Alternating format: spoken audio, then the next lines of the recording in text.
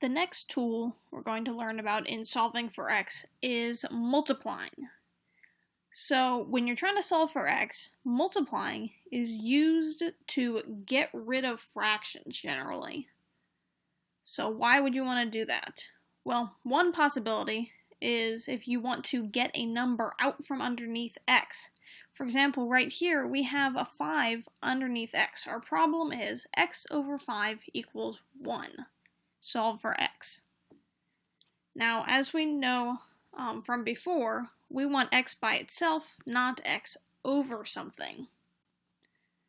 So therefore, we have to get rid of this number that is under 5. In order to do that, we use multiplication. Now, the multiplying rule is sort of like, remember how back here with the addition or subtraction, we could add or subtract anything we wanted as long as we did it to both sides. Well, it's sort of like that. We can multiply anything we want as long as we do it to everything on both sides of the equal sign. So in this case, I took the problem, and I'll tell you why in a minute, but I multiplied everything by 5. You can see I just added parentheses around the x over 5 and around the 1 on the other side, because I have to do everything, and multiplied them by 5 here and by 5 here. So I multiplied all two things by 5. Now the reason I picked 5 to multiply it by is because if I rewrite this down here, if I multiply this through, 5 times x is 5x, and then we still have the over 5, and then 1 times 5 is 5, so I rewrote it down here. We can see that we end up with 5x over 5, and we know that 5 over 5, or anything over itself, is just 1. So essentially, when you have the number over top of the same number, it cancels out, and you're left with 1, which you don't even have to write. So, in this case, you don't have to write it. You're left with 1x, which is just the same thing as x, and over here you just have 5, so we're left with x equals 5. Now going back to why I picked 5 to multiply, if I had picked, 3 or something, and if you think about a 3 here, that doesn't cancel, that doesn't do us any good. I could have done it, I could multiply both sides by 3, that's fine, mathematically. It just doesn't do us any good. It doesn't do us any good unless we pick 5 because it cancels. So essentially you want to pick the number that makes your bottom number cancel, which will be the same thing. Now, a different reason, another why.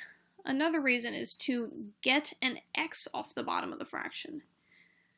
So you can see here, 5 over x equals 1. It's a very similar problem, but it's not the same. We have an x on the bottom. So, in order to get something off the bottom, we're going to do the same process. Again, when we multiply, it's everything on both sides.